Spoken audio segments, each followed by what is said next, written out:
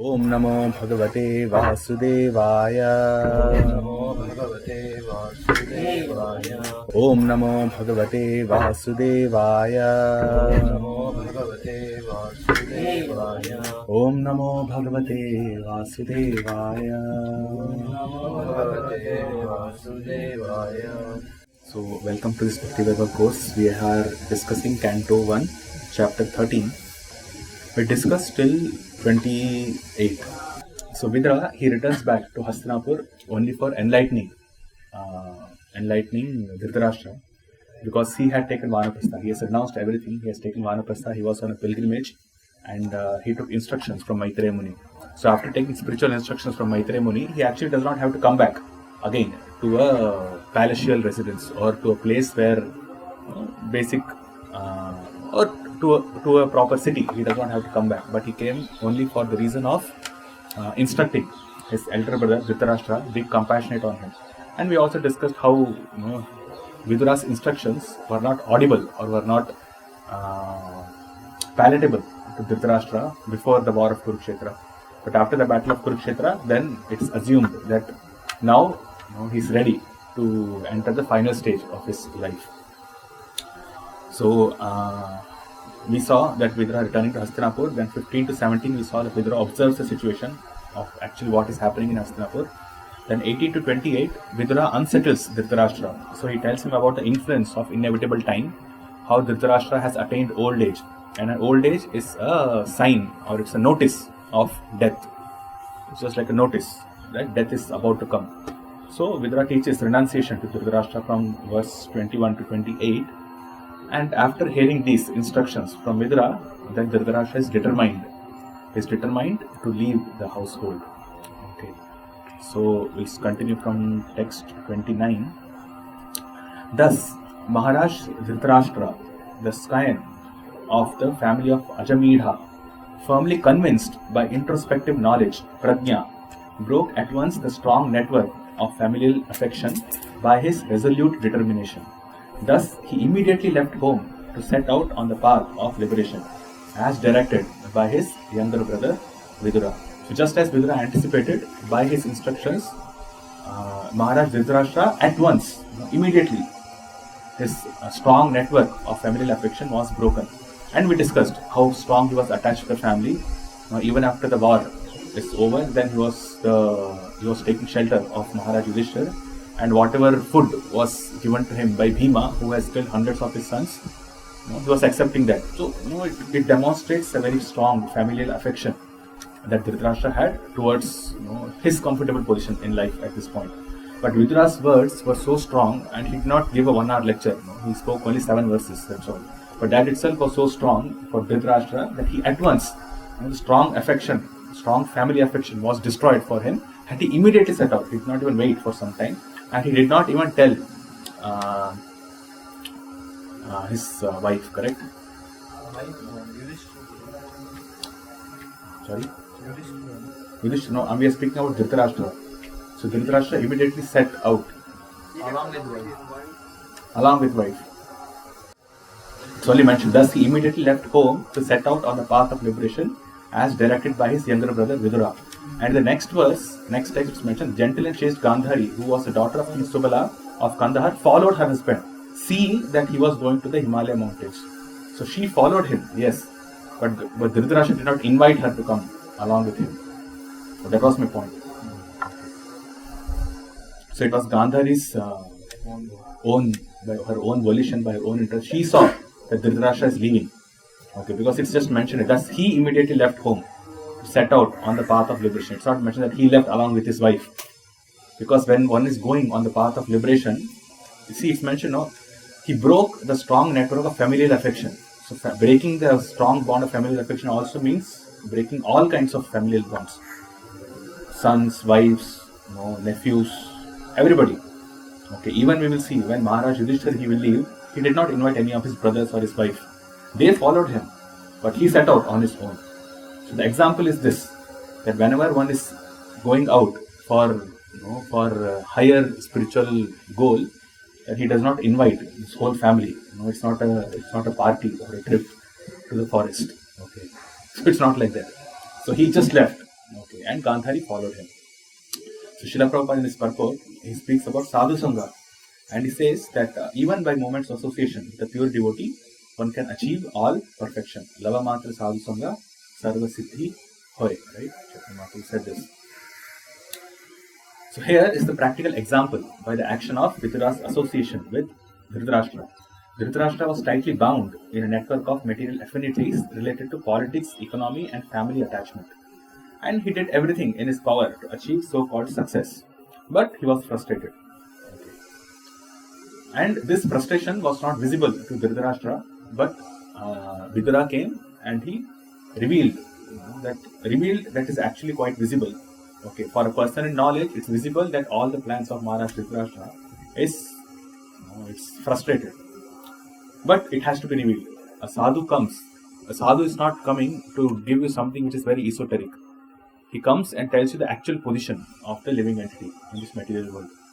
Even though a normal living entity, a conditioned living entity sees all these things, even though he is going through miserable position, but still he does not understand that he is undergoing miserable position. He always has a tendency to think that he will get happiness or pleasure in future. Okay, sadhu, what he does is he comes and tells that it's a miserable position for you. That's the only thing that he does. So he just shows what is already visible, what is already known. And then once that is established, then he gives transcendental knowledge. Okay, saying the actual position of the living entity, which is actually not manifest, but by sadhu's association, the heart gets purified and it's manifest. Okay, so one should associate with sadhus only, rejecting all other kinds of association. And by doing so, one will have ample opportunity to hear the sadhus who can cut to pieces the bonds of illusory affection in the material world. So, yeah. Okay, so Srila Vishwanath Chakravarti Thakur, he comments that he says, Maharaj Dhritarashtra was given teachings of Bhakti Mishra Jnana for liberation. So he was not given the message of pure devotional service, he was given the message of Bhakti Mishra Jnana. Text 30. The gentle and chaste Gandhari, who was the daughter of King Subala of Kandahar or Gandhar, followed her husband, seeing that he was going to the Himalayan mountains, which are the delight of those who have accepted the staff of the renounced order, just as a good lashing from the enemy is the delight of great fighters. So Srila Prabhupada speaks about Gandhari in the first few lines of this purport, and he says that instructions for the renounced order of life were imparted to Dhritarashtra by Vidura, and Gandhari was by the side of her husband. But he did not ask her to follow him, because he was at that time fully determined, like a great warrior who faces all kinds of dangers in the battlefield. Okay, so he did not, Dhritarashtra, he did not ask her to follow him. Okay, but still she followed him. Maharaj Dhritarashtra accepted the order of Vanaprastha, and this stage the wife is allowed to remain as a voluntary servitor. Okay, so she went along with him. And Srila Prabhupada explains about the two types of sannyasis. And this basically is brought out because Srila Prabhupada says in Vanaprastha stage one can go to the forest along with his wife. Okay, so that is possible. But in the sannyas stage, it is not possible to have any association with one's wife or with any of the family members. And with this context, Srila Prabhupada explains about the two types of sannyasis. Okay, the Ekadatta sannyasis and Tridandi Goswamis. And he says, the Vaishnava sannyasis are Narottamas. Basically on the stage or moving towards the stage of Paramahamsa. Whereas the Mayavadi sannyasis are Dhiras. Maharaj Dhritarashtra was advised to follow the Dhiras because at that stage it was difficult for him to become a Narottama. Okay, so it was not possible for him to take up the position of pure devotional service because of his because he has not been trained in that way. To take up pure devotional service of Dhritarashtra was quite difficult, and Vidura understood that. So he gave him only what? Bhakti Mishra Gyan, so that he can at least advance himself spiritually. Yeah. So 29 and 30, these two texts spoke about Dhritarashtra, Vidura, and Gandhari leaving. Okay. So if we see here, Yeah, in the text, it's there is a word which I'm trying to find, which basically says that Vidura also left along with Dhritarashtra. Okay, so actually all three went. Dhritarashtra, Vidura, as well as Gandhari. Kunti, no, it's not discussed about Kunti here at this point. So 29 to 30 is when they leave Hastinapur, and 31 to 37 is Yudhishthira finding out that Dhritarashtra and Gandhari had left, and he laments along with Sanjaya. Okay, so 31, Maharaj Yudhishthira, whose enemy was never born, performed his daily modern duties by praying, offering fire sacrifice, worshipping the sun god, and offering obeisances, grain, cows, land, and gold to the Brahmanas. He then entered the palace to pay respects to the elderly. However, he could not find his uncles. He could not find his uncles or aunt, the daughter of King Subal. So, in the purport, Srila Prabhupada explains about the duties of householders. Because here, in the verse, Maharaj Yudhishthira's duties are mentioned. That he prayed, he offered fire sacrifice, Agnihotra he used to do, worshipping the sun god, chanting his Gayatri, and then giving charity to the Brahmanas, and then respecting the elders. So, householders are required to rise early in the morning, and after bathing, they should offer respects to the deities at home by prayers, by offering fuel to the sacred fire, by giving the Brahmanas in charity land, cows, grains, gold, etc., and at last offering the elderly members due respects and obeisances. And he contrasts this with the modern situation where modern householders are practiced to different modes of life. They rise late, drink tea without even brushing their teeth, without any sort of cleanliness, because it's more polished way, and without any purificative practices. And the household children, the problem here is the household children are taken to practice what the parents practice, and therefore the whole generation glides towards hell. Okay, so the householders, they are not only taking themselves to an abominable condition in the next life, because the children have a natural tendency to follow the elders. So when the children see that my elders are doing this, so when a baby is born over a period of 10-15 years, whatever they learn by seeing the elders, right from their basic skills of language, okay, to their subtle skills of how to behave, how to act, how to speak. Everything is learnt in the association of their elders. Okay, and if the elders are engaged in abominable activities, then it is expected that the children will also engage in such sort of activities, thinking that whatever they are doing is right. There's natural tendency to follow the elders. So the household children are taken to practice what the parents practice, and therefore the whole generation glides to hell. Okay, so therefore householders are supposed to practice their life properly. They are supposed to be religious. Okay, religious basically means doing the same thing again and again on over a period of time. Okay, regulated life. Okay, regulated life is what trains the younger generation. Okay, unregulated life does not train. Okay, training means regulation. So householders also are supposed to regulate their lives so that they do the same thing each and every day. Okay, like clockwork, and that cultivates discipline automatically. Discipline comes to children, and they also learn all good qualities of their parents, and they have an appreciation of time. Basically, discipline. They get good discipline if they do that. So Maharaj Yudhishthira, not finding his two uncles, Dhritarashtra and Vidura, along with Gandhari, he asked Sanjay, the private secretary of Dhritarashtra. Okay. So Maharaj Yudhishthira, full of anxiety, turned to Sanjaya, who was sitting there, and said, "Oh Sanjaya, where is our uncle, who is old and blind? Where is my well-wisher, Uncle Vidura, and Mother Gandhari, who is very afflicted due to all of her sons' demise? My uncle Dhritarashtra was also very mortified due to the death of all his sons and grandsons. Undoubtedly, I am very ungrateful. Did he, therefore, take my offences very seriously and along with his wife, drown himself in the Ganges?" So Maharaj Yudhishthira is feeling guilty even though his actions were perfect. Okay, Srila Prabhupada starts that Arjuna, before the battle of Kurukshetra, he lamented for his kinsmen. Okay. And after the battle of Kurukshetra, Yudhishthira lamented. Okay. But it is to be understood that the fight was executed by the will of the Lord. Okay. But the effects of the family bereavement, as they had thought of them before, had come to be true. Okay. So even though the fight was executed by the order of the Lord, still whatever Arjuna anticipated that would happen in the family, that has happened. Okay. And Yudhishthira Maharaj is able to see it right in front of him. And he is feeling guilty for all the activities that he has performed. Even though his actions were perfect because they were carried out under the order of Krishna. So he thought himself ungrateful because when the Pandavas were fatherless, Maharaj Dhritarashtra had given them all royal facilities to live. And in return, he had killed all Dhritarashtra's sons in the battle of Kurukshetra.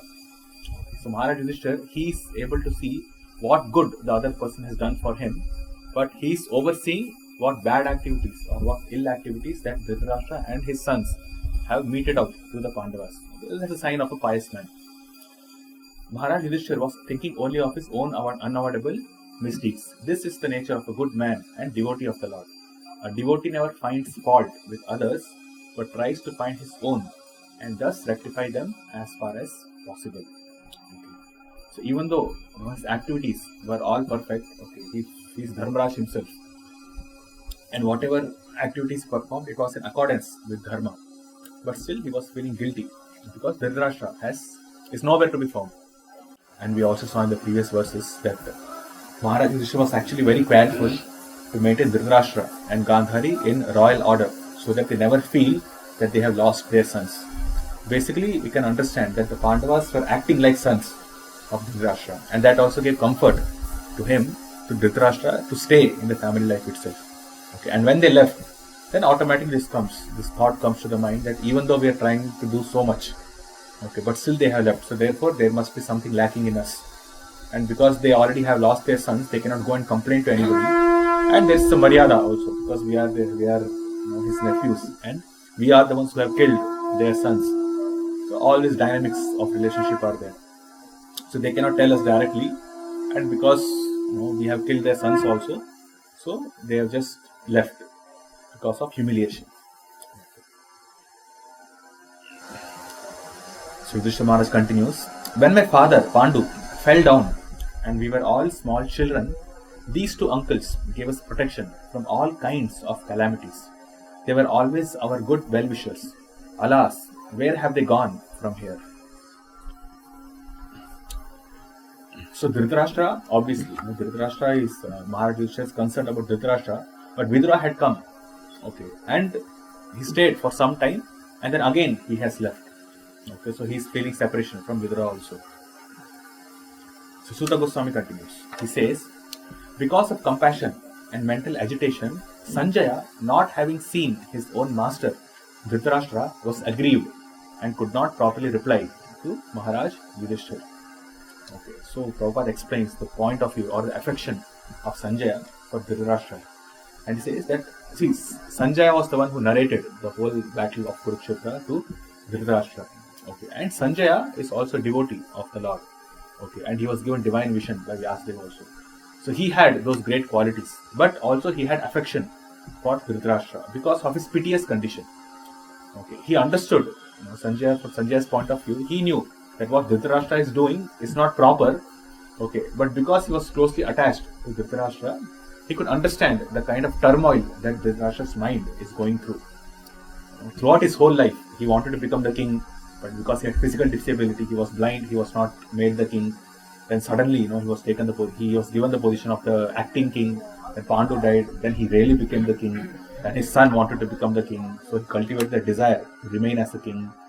But throughout all these places, everybody knew that the Pandavas are the most pious and virtuous people, and they are supposed to be the king, or they are the most qualified to be the king. But Dhritarashtra was not able to give that idea up. And Sanjaya had observed Dhritarashtra's full life. Okay. So he was compassionate for Dhritarashtra. So Srila Prabhupada writes that Sanjaya was fully compassionate toward Dhritarashtra because in the game of the battle of Kurukshetra, King Dhritarashtra had lost everything, men and money. And at last, the king and the queen had to leave home in utter frustration. Okay, that's how he saw. that his sons, Dhritarashtra's sons, are dead, and the hospitality was not palatable to both Dhritarashtra and Gandhari. So therefore, in frustration, they left. So he studied the situation in his own way, because he was not aware, or he did not think that because of Vidura's instruction, Dhritarashtra is leaving the house. Okay. So yeah. So he did not know that the inner vision of Dhritarashtra had been awakened by Vidura, and therefore he had left home in enthusiastic cheerfulness manner for a better life after departure. So Sanjaya, so Suta Goswami is speaking about Sanjaya. So that's the text 36. First, he slowly pacified his mind by intelligence, and wiping away his tears and thinking of the feet of his master Dhritarashtra, thinking of the feet of his master Dhritarashtra, he began to reply to Maharaj Yudhishthira. Okay. So first he pacified his mind by intelligence, because mind has a tendency to go here and there, but through proper discrimination and intelligence one can bring it back. So Sanjaya, he did that, and he replied to Maharaj Yudhishthira. And he said, Sanjaya said, "My dear descendant of the Kuru dynasty, I have no information of the determination of your two uncles and Gandhari. O king, I have been cheated by those great souls." Okay. So he has no information. Sanjaya has also no information. And he felt cheated, because anything that Dhritarashtra has done throughout his life, Sanjaya has been besides him. Okay. Always consulting him, always listening to what is going through Dhritarashtra's mind, just like a good minister, just like a very good friend. A good friend is one who can listen to the tribulations of his friend's mind. Okay. So Sanjaya acted as a very good friend of Dhritarashtra by listening to all those things that Dhritarashtra was going through. But at the last moment of his life, he did not tell anything to Sanjaya and left. So Sanjaya felt cheated because of that. Srila Prabhupada, he writes that great souls cheat others for a great cause. Okay. That's a transcendental fraud, Srila Prabhupada will say in the last line. Okay. So, and he gives examples. Okay. Srila Prabhupada gives different examples in his purport. And he said that Yudhishthira had to tell a lie on Krishna's order. Okay. So that's cheating. But it is for a higher cause. Okay. And he says satisfaction of the Lord is the criteria of what is bona fide. And the highest perfection of life is to satisfy the Lord by one's occupational duty. Okay. And Srila Prabhupada also gives the example of Sanatana Goswami. Okay. Who cheated the prison keeper. And then he broke, or he ran away basically from the prison. Raghunadas Goswami, he also cheated his priest. Right? His priest, he wanted to. Okay, anyways, Raghunadas Goswami also cheated his priest. His priest, his guru, he wanted him to do something. Okay, and Raghunadas Goswami said that he sent his guru to home, and he said he'll accomplish the task and he'll let him know. But then he took that opportunity and then he ran away. Okay. So to satisfy the Lord, anything is good, for it is in relation with the absolute truth. And Srila Prabhupada gives his own example, okay, amongst other examples, and he says that he also cheated his family members by engaging in the service of Srimad Bhagavatam. Okay, he took Vanaprastha and then he took sannyas. And when he took sannyas, then his wife and children, they were very agitated, actually. That his, without telling them, without taking permission, or without doing anything, on his own, he has taken sannyas like this. They were not happy. Okay, there were ill feelings between Srila Prabhupada and his sons. Okay. So such cheating, Srila Prabhupada writes, was necessary for a great cause, and there is no loss for any party in such transcendental fraud. Okay. And it says there is no loss for any party. So apparently it might seem from a material point of view that when such person leaves like this, then he would advance spiritually, or he's doing it for his own. He's selfish. The person is being selfish by leaving his family in a tribulation, without engaging for their economic benefits, or without taking care of them, he just leaves. Okay, but it's no loss for any party, because by his taking sannyas, or by his taking spiritual position, his family is also benefited. Okay, and we have seen that in the previous verses. So there's no loss for any party in such a transcendental fraud. So this ends, Yudhishthira and Sanjaya lamenting for the this section ends 31 to 37, where Yudhishthira and Sanjaya are basically lamenting for the loss of their from Yudhishthira's point of view, his uncles and Gandhari, and from Sanjaya's point of view, his master. Okay. He thought they have cheated him. This great soul, they are great souls, but they also cheat. Okay, that was Sanjaya's point. From 38 to 60 is basically the arrival of Narad Muni and his conversation with Maharaj Yudhishthira. Okay, so this I have divided into two different sections. From 38 to 50, Narada will shatter Yudhishthira Maharaj's apparent bodily affection, because Yudhishthira Maharaj was lamenting, and Narad Muni will convey that this lamentation is not proper, it's out of place for a great soul, and he gives different reasons for that. And then he will also predict what will happen to Dhritarashtra. Okay, so there are two things. First, he mitigates the suffering or the lamentation of Maharaj Yudhishthira, and then he predicts how Dhritarashtra will gloriously pass away from this world. So therefore, there is no cause of lamentation anyways. Okay, so Narad Muni will speak from 38 to 60. Okay, his verses would be there. So 51 to 60 is Narad Muni predicting Dhritarashtra's passing away in the next 5 days. And 38 to 50, the previous 13 verses will speak about Narad Muni shattering Yudhishthira Maharaj's apparent bodily affection. Okay. While Sanjaya was thus speaking, Sri Narada, the powerful devotee of the Lord, appeared on the scene carrying his tumburu. Maharaj Yudhishthira and his younger brothers received him properly by getting up from their seats and offering obeisances. Yudhishthira then spoke as follows. In the purport, Srila Prabhupada speaks about the glorious position of Narad Muni, and he mentions that Narad Muni is called as Bhagavan here. Atha Jagama Bhagavan.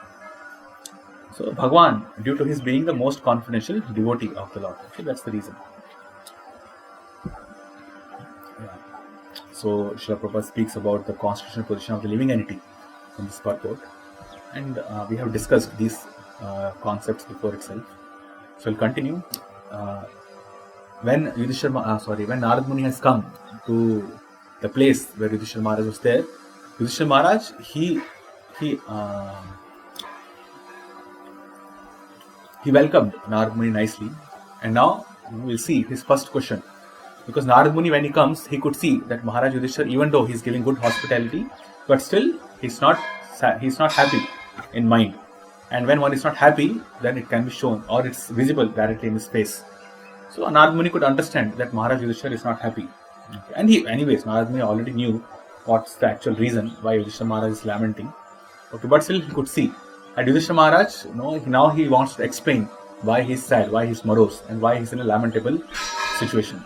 So Maharaj Yudhishthira said, "O godly personality, I do not know where my two uncles have gone, nor can I find my ascetic aunt, who is grief-stricken by the loss of all her sons." So he expresses his cause, or the cause of his distress, and he says this. So Srila Prabhupada, he glorifies Gandhari again, and he says, "An ascetic is never disturbed by all kinds of sufferings." Okay, and so in this verse, Yudhishthira Maharaj, he addresses Gandhari as Tapasvini. Okay, and Prabhupada writes that one who is a Tapasvini, she is never disturbed by all kinds of suffering. Okay, but Yudhishthira Maharaj also says in this verse that she is grief-stricken by the loss of all her sons. Okay, so which basically indicates that even though Gandhari has lost all her sons, she had lost all her sons, but still, because she was a great Tapasvini, a great ascetic, she could bear all kinds of suffering. But now what has happened, that she is not able to bear my hospitality, and then she has left. And Tapasvini, who is able to bear the loss of all her sons, have done something so wrong that now she has left along with her husband Dhritarashtra.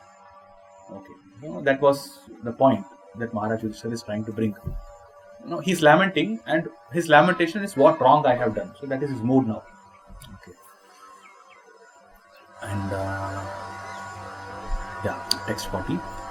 So Narad Muni says, Yudhishthira Maharaj, he continues, he says, "You are like a captain of a ship in a great ocean, and you can direct us to our destination. Thus addressed, the godly personality, Devarshi Narada, greatest of the philosopher devotees, began to speak. So Yudhishthira Maharaj's point, his mood at this point is that he wants to bring them back. He wants to bring Dhritarashtra, Gandhari, Vidura back. So that's why he says in the previous text 39, I do not know where my two uncles have gone. So he does not know. And the next text he says that you are like a captain of a ship in a great ocean and you can direct us to our destination. And in Yudhishthira Maharaj's mind, his destination is where his uncles and Gandhari have gone. Okay, so his plan, his idea is to bring them back. Okay, but Narad Muni will say, no, don't bring them back. And we will see that when we come to this verses, the last few verses of this section, 46, 47, 48, 49, 50. Narad Muni will give different reasons why Yudhishthira Maharaj should not go and bring back Dhritarashtra or Vidura or Gandhari. He should not bring back any of those people. So we will see that. Okay, but Yudhishthira's point of view now is, you please tell me, you know everything. You please tell me where they are, where is my destination, so that I can bring them back and pacify them and then serve them. Okay, to my utmost capability. I want to beg forgiveness for them for all the offenses which I have committed unknowingly. Okay, so that is his mood. Srila Prabhupada glorifies the Srila Prabhupada basically explains who is the greatest philosopher, and he says the greatest philosopher is a pure devotee. Okay, and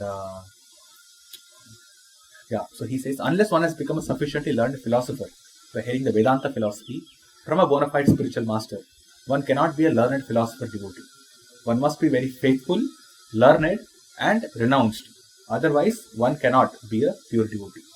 Okay. Faithful, learned, and renounced means he should be devoted, he should be faithful, he should be learned, means he should have jnana, and renounced, he should have vairagya also. So all three should be there. And finally he says, Devarshi Narada used to visit the palace of Maharaj Yudhishthira because the Pandavas were all pure devotees of the Lord. So now Narad Muni starts speaking. He gives instructions to Maharaj Yudhishthira. So that's from text 41 till the end of this chapter, till text 60. Sri Narada said, O pious king, do not lament for anyone, for everyone is under the control of the Supreme Lord. Therefore, all living beings and their leaders carry on worship to be well protected. It is He only who brings them together and disperses them.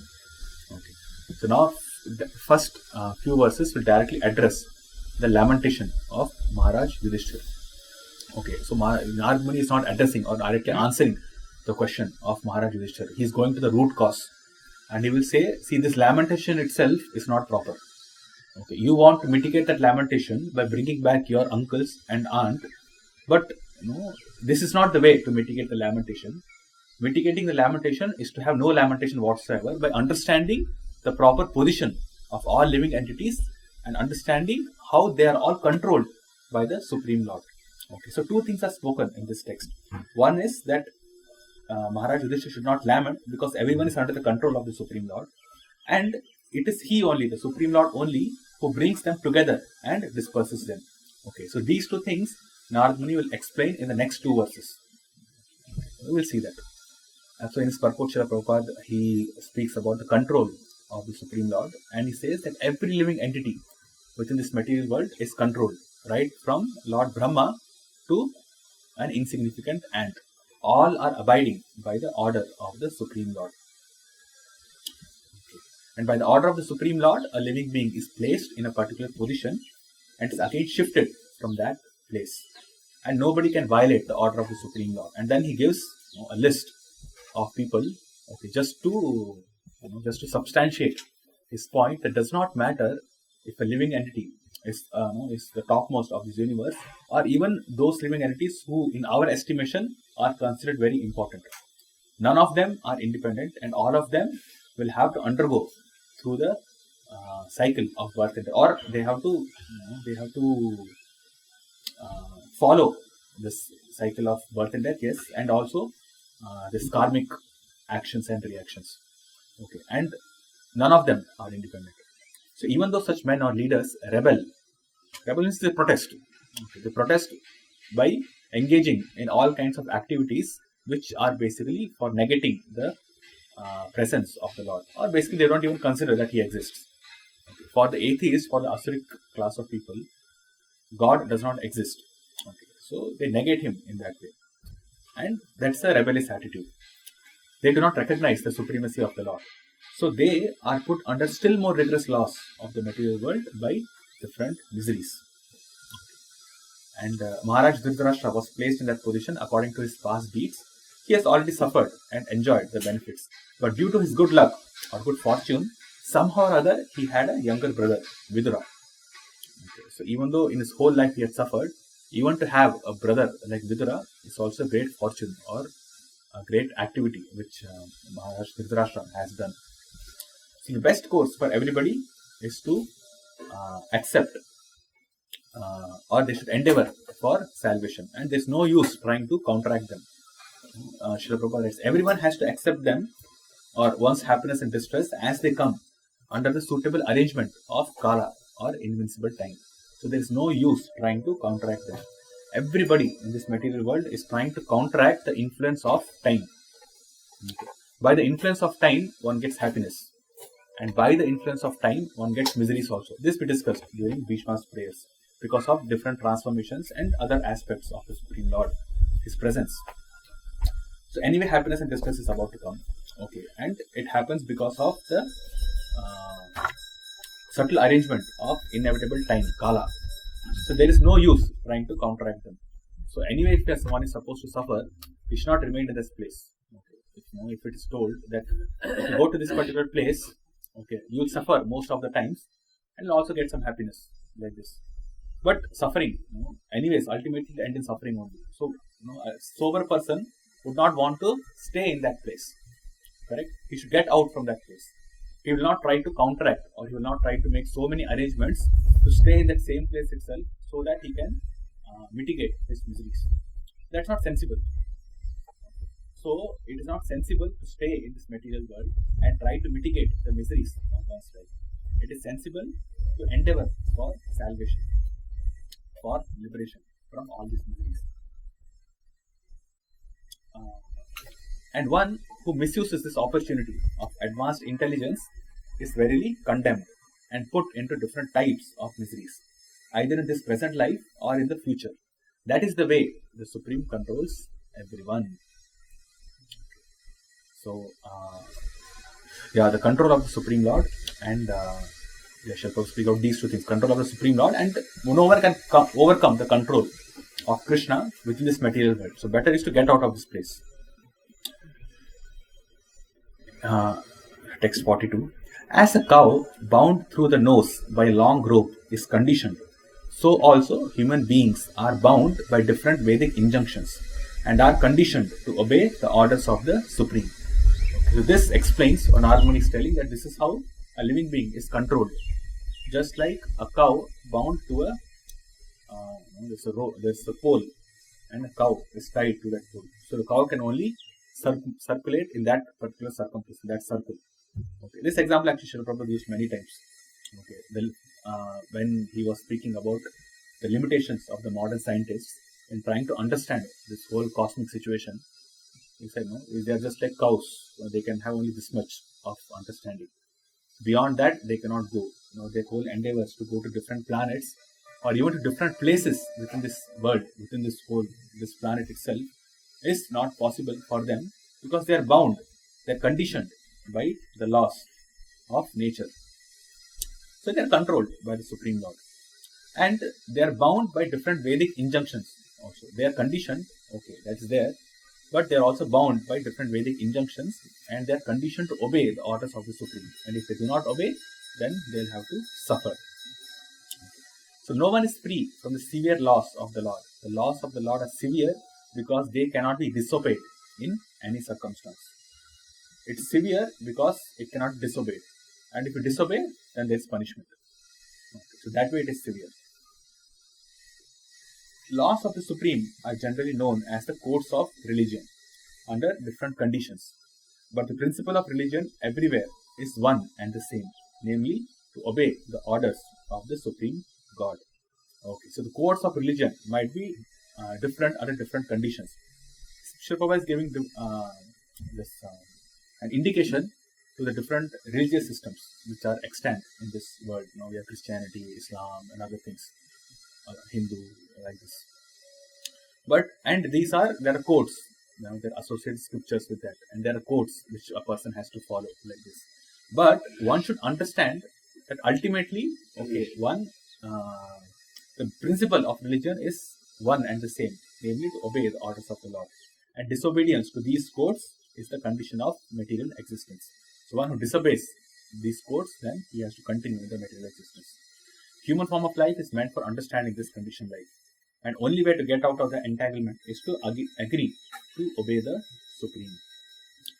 So this Prabhupada is speaking in a general sense. And he also continues that, in this verse, this is mentioned on Namabhi by nomenclatures. So the different types of names or ideas or concepts which are given different names within this material world. Okay, so we are bound by the laws of nature, yes, but we also create so many other things which bind us more. Okay, we have different concepts which we create, different isms, as Srila Prabhupada says, different isms we create, and we are bound by these different isms also. Okay, so Srila Prabhupada writes, Brahmanas, Kshatriyas, Vaishyas, Shudras, Hindus, Muslims, Mohammedans, Indians, Europeans, American, Chinese, and many others. These are all different nomenclatures. And people bind themselves with different rules of these nomenclatures. Okay, but actually, what they should do is they should obey, or they should understand that their goal of life is to please the Supreme Lord. Okay, that they should understand. The secular state or the godless state allows the citizens to break the laws of God, but restricts them from disobeying the laws of the state. The result is that the people in general suffer more by breaking the laws of God than they benefit by obeying the imperfect laws made by man. Okay. So there are laws made by different legislative assemblies. This parliament is there and legislative assemblies are also there. They make different laws, okay, for the purpose of benefit of human beings. But they reject or they oppose the laws created by Krishna, by Supreme Lord. Okay. So they suffer more, okay, because of disobeying the laws of the Lord than by disobeying the laws of the state. This is a good point to understand. If the leaders are educated in the laws of God, there is no necessity of a makeshift legislative council of aimless men. Aimless men, because they don't have any aim of life. Their aim is to enjoy or to make people satisfied within this material world, basically to satisfy themselves. But that is aimless. That's not the aim, because anyway, people have to suffer. If there is repeated birth and death, if there is sense gratification, it's inherent within that a person has to suffer because of it. So these laws do not help anybody. The laws made by man do not help. Okay, so Srila Prabhupada explains about the codes of religion and how they are given by liberated representatives of God. And he says that in the liberated state, when one follows the order of the Lord, then the conditioned living beings gradually come out of their conditioned state and they become liberated. Okay. And in this liberated state, one renders service to the Lord. Sometimes on an equal level with the Lord and sometimes more than the Lord. See, the context here is that the Supreme Lord controls everybody. But when one when one obeys the Supreme Lord, not orders, when one obeys the Supreme Lord, okay, and gradually comes out of the clutches of this conditioning, then he can become equal to the Lord, or the Lord himself agrees to become subordinate to that person, to that living entity. Okay, so that is possible. So that is the way to basically become completely free. Okay, so Prabhupada thus enjoys a full freedom, a life of full freedom, sometimes on an equal level with the Lord, or sometimes more than the Lord. But in the conditioned material world, every living being wants to be the Lord of other living beings. And thus, by the illusion of Maya, it creates further extension of conditioned life. Okay. It's like just like a father and a son. Okay. If there are two sons, Prabhupada has given this example so many times. There are two sons, okay, and one son is engaged in all kinds of abominable activities, nonsensical activities. The father will not like to share, or he will be careful in sharing, or he'll try to punish his son so that he comes back to sanity, and he will not give him much facilities so that he can because he knows that if he gives lots of money, for example, or lots of money and other things, then he will spoil himself more. So it's restricted for that son. Okay. But a son, if he is obedient to his father, okay, and he is respectful to his father, he is responsible, then the father is willing to share his whole fortune with him, because he knew that he will not misuse it. But the other son will misuse it, but this son will not misuse it. Okay, so that way the son becomes very dear to the father, the second son. Even though the father is affectionate toward both the sons, but he deals with them in a different way. With one son, he's a bit harsh. It looks that he's a bit harsh, even though he has the goodwill of that son also in his mind. But for the other son, he expresses his affection. So Supreme Lord is like that. For those who are not willing to obey the law, the orders of the Supreme Lord, it seems that he's a bit harsh, even though he has their goodwill also in the mind. But for the pure devotees, he is completely available to them. Okay, text 43. As by the sweet will of a player, playthings are set up and dispersed, so by the supreme will of the Lord, men are brought together and separated. Okay, so this is the second portion of the 41st verse, where Narad Muni said that it is he only who brings them together and disperses them. Okay, so the 41st verse is basically explained in 42 and 43. Okay. So Srila Prabhupada writes that supreme will is fully independent. Okay, and it's an arrangement of the supreme will in terms of our own acts in the past. So whatever we do in the past, that has an effect on our present life, and that is the supreme will of the Lord. Okay, so the activities of karma, or the karma and the reactions that come from karma, this is the supreme will of the Lord. This is how he wants it. So therefore it is there, and no one can overcome it. Okay, because Supreme Lord's will is there, that this is how it should be.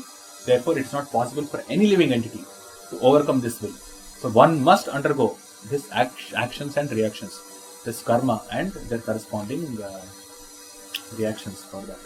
And that is why a rich man gets his son born with a silver spoon in his mouth. But the child who came as the rich man's son deserved such a place because of his past actions.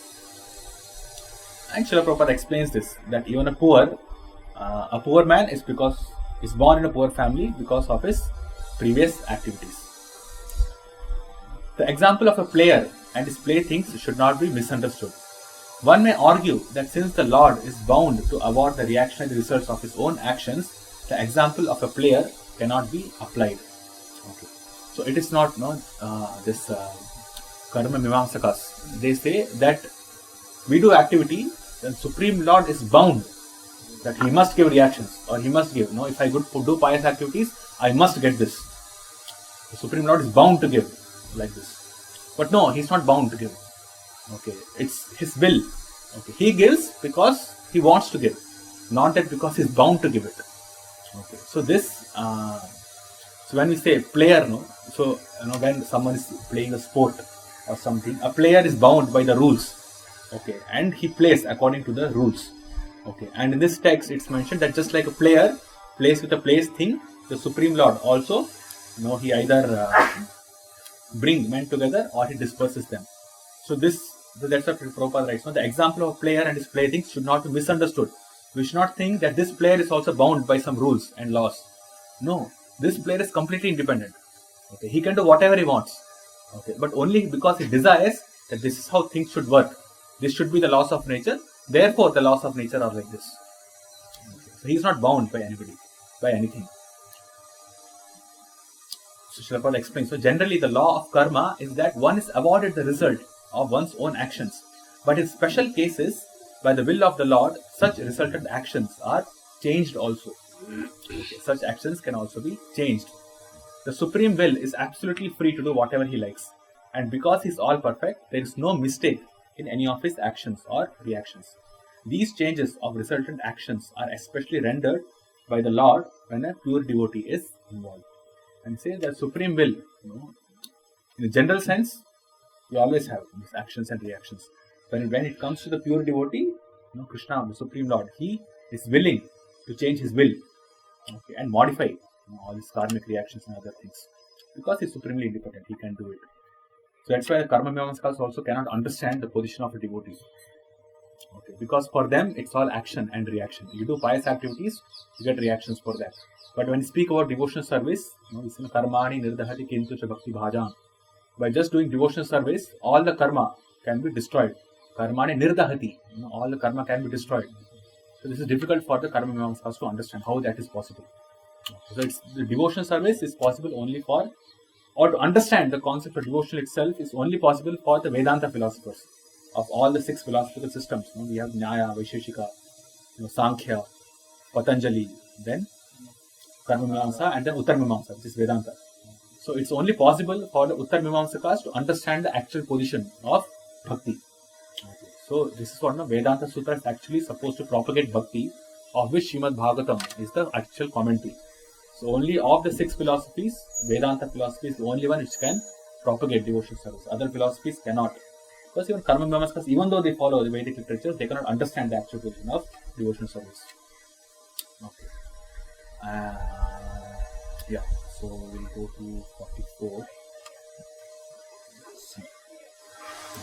O King, in all circumstances, whether you consider the soul to be an eternal principle or the material body to be perishable, or everything to exist in the impersonal absolute truth, or everything to be an inexplicable combination of matter and spirit, feelings of separation are due only to illusory affection and nothing more.